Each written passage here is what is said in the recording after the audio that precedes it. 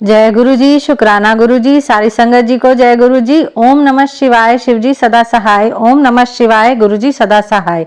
शिव पुराण श्री रुद्र संहिता खंड 3 14वां अध्याय वज्रांग का जन्म एवं पुत्र प्राप्ति का वर मांगना। नारद जी कहने लगे, ब्रह्मा जी, तारकासुर कौन था जिसने देवताओं को भी पीड़ित किया, उन्हें स्वर्ग से निष्कासित कर दिया और स्वर्ग पर अपना एकाधिकार स्थापित कर लिया?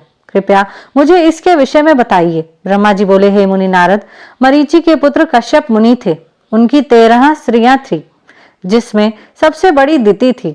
उससे हिरण्यकश्यपु तथा हिरण्याक्ष नामक 2 पुत्र हुए। हिरण्यकश्यपु तथा हिरण्याक्ष को श्री हरि विष्णु ने वाराह तथा नरसिंह का रूप धारण करके मार दिया था। तब अपने पुत्रों के मर जाने से दुखी होकर दिति ने कश्यप से प्रार्थना की तथा उनकी बहुत सेवा की। उनकी कृपा से दिति पुनः गर्भवती हुई। जब इंद्र को इस बात का पता चला तो उन्होंने दिति के गर्भ में ही उनके बच्चे के छोटे छोटे टुकड़े कर दिए, परंतु दिति के व्रत एवं अन्य भक्ति भाव से बालक को मारने में वे सफल ना हुए।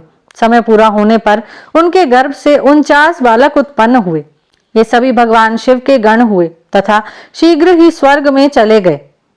तत्पश्चात दिति पुनः अपने पति कश्यप मुनि के पास गई और उनसे पुनः मां बनने के विषय में कहने लगी।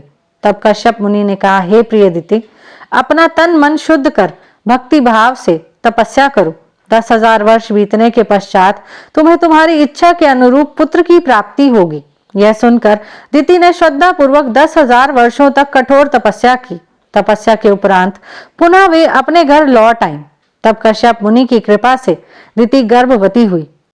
इस बार उन्होंने एक अत्यंत पराक्रमी और बलवान पुत्र को जन्म दिया। इस पुत्र का नाम वज्रांग था। वज्रांग दिति की इच्छा के अनुरूप ही था। दिति इंद्र द्वारा किए गए छल कपट से बहुत दुखी थी और उनसे बदला लेने के लिए अपने पुत्र वज्रांग को देवताओं से युद्ध करने की आज्ञा दी। वज्रांग और सभी देवताओं का बहुत भयानक युद्ध हुआ। तत्पश्चात वीर और पराक्रमी वज्रांग ने अपनी माता के आशीर्वाद से सभी देवताओं को परास्त कर दिया और स्वर्ग का राज्य हथिया कर वहां का राजा बन गया। सभी देवता उसके अधीन हो गए। तब यह देखकर दिति को बहुत प्रसन्नता हुई। एक दिन कश्यप मुनि के साथ मैं स्वयं वज्रांग के पास गया। मैंने वज्रांग से अनुरोध किया कि वह देवताओं को इंद्र की गलती की सजा ना दे और इंद्र सहित सभी देवताओं को क्षमा कर दे। मेरे इस प्रकार कहने पर वज्रांग बोला, हे ब्राह्मण, मुझे राज्य का कोई लोभ नहीं है। मैंने इंद्र की दुष्टता के कारण ही ऐसा किया है। इंद्र ने मेरी माता के गर्भ में घुसकर मेरे भाइयों को मारने का प्रयत्न किया था। तभी मैंने इंद्र के राज्य को जीतकर उसे स्वर्ग से निष्कासित कर दिया। भगवान, मुझे भोग विलास की भी कोई इच्छा नहीं है। इंद्र सहित सभी देवता अपने अपने कर्मों का फल भोग चुके हैं। अब मैं स्वर्ग का राज्य इंद्र को वापस सौंप सकता हूँ। मैंने अपनी माता की आज्ञा मानकर यह सब किया है।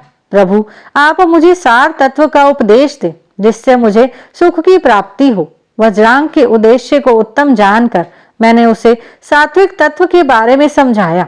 फिर मैंने एक सुंदर व गुणी स्त्री उत्पन्न की और उसका विवाह वज्रांग से करा दिया। वज्रांग ने अपने सभी बुरे विचारों को त्याग दिया, परंतु उसकी पत्नी के हृदय में बुरे विचारों का ही मानो साम्राज्य था। उसकी पत्नी ने उसकी बहुत सेवा की। तब प्रसन्न होकर वज्रांग ने कहा, हे प्राण प्रिया, तुम क्या चाहती हो, मुझे बताओ, मैं तुम्हारी इच्छाएं अवश्य पूरी करूंगा।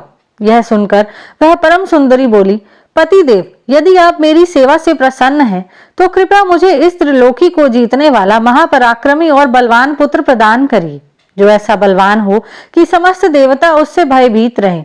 अपनी पत्नी के ऐसे वचन सुनकर वज्रांग सोच में डूब गया, क्योंकि वह स्वयं देवताओं से किसी प्रकार का कोई बैर नहीं रखना चाहता था, परंतु उसकी पत्नी देवताओं के साथ शत्रुता बढ़ाना चाहती थी। वज्रांग सोचने लगा कि यदि सिर्फ अपनी पत्नी की इच्छा को सर्वोपरि मानकर उसे पूरा कर दिया तो सारे संसार सहित देवताओं एवं मुनियों को दुख उठाना पड़ेगा, और यदि पत्नी की इच्छा को पूरा नहीं किया तो मैं नरक का भागी बनूंगा।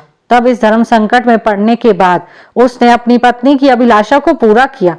अपनी पत्नी की इच्छा अनुसार पुत्र प्राप्त करने हेतु वज्रांग ने बहुत वर्षों तक कठोर तपस्या की। मुझसे वर प्राप्त कर अत्यंत हर्षित होता हुआ वज्रांग अपनी पत्नी को पुत्र प्रदान करने हेतु अपने लोक में चला गया। यहीं पर शिव पुराण श्री रुद्र संहिता खंड 3 14वां अध्याय समाप्त होता है। जय गुरु जी।